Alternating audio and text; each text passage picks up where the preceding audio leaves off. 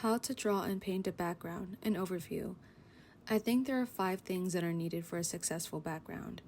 The first thing you need is a reference. A lot of references, especially if you're not familiar with drawing backgrounds. I got this from the Armageddon music video. You don't need to get a video like this, but it helps if you can see it in different angles and lighting.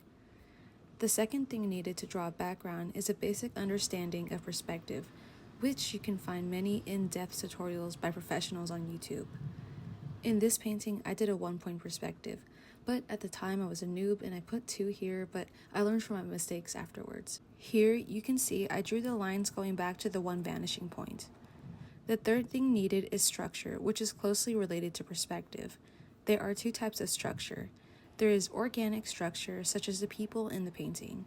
The other is inorganic, such as the wall tiles and the windows here.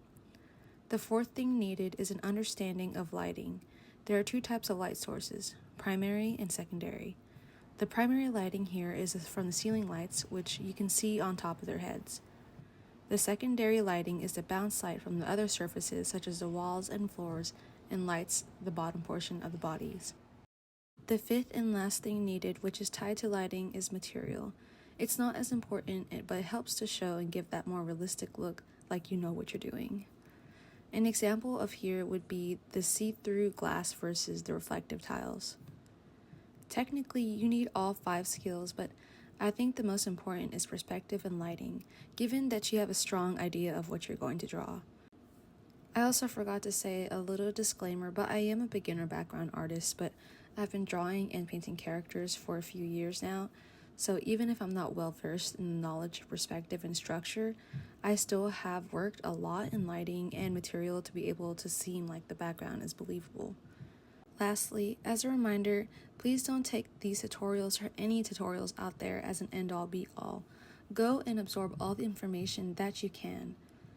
And if no one has told you yet, it's okay to look up tutorials as you go, even if you've drawn something for years. Also, it's okay to mess up and redo the drawing even if you're 2, 5, 20 hours into the painting.